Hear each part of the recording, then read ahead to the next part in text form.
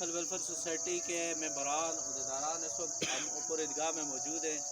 जैसा कि आप लोगों ने पहले वीडियो में देखा होगा कि ये हमारा जो वाटर वेल का जो साफ पानी का 17 नंबर का जो ट्यूबवेल है, कुआँ है, और इस वक्त इंशाल्लाह इसका काम कंप्लीट होने वाला है। सिर्फ इसमें अभी ये जो रंग डालने बाकी रह गए हैं, और अल्हम्दुलिल्लाह पखल वेलफेयर सोसाइटी 17 साफ पानी के कुएँ कंप्लीट कर चुकी है।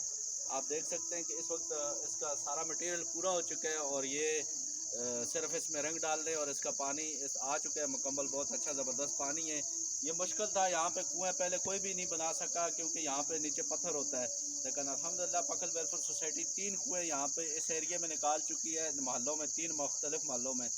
और इसके साथ आप देख सकते हैं ये जो मस्जिद भी है, और मोहल्ला काफ़ी बड़ा मोहल्ला है।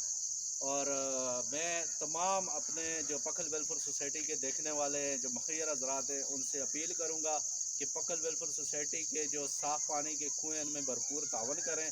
हमारे पास मज़ीद भी बहुत सारी दरख्वास्तें पड़ी हुई है हमारे ऑफिस में, और जैसे ही हमारे पास इसका फ़ंड आता है तो हम जहाँ पे ज़्यादा अशद ज़रूरत होती है, जहाँ मल्ला बड़ा होता है, तो हम वहाँ पे उसको शुरू कर सकते हैं।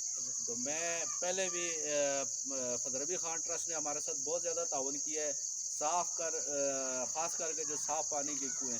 तो मैं अब उनसे भी रिक्वेस्ट करूँगा और तमाम मुखिर हज़रात से कि वो पखल वेलफेयर सोसाइटी के वाटर वेल प्रोजेक्ट्स में भरपूर तावन करें। बहुत बहुत शुक्रिया।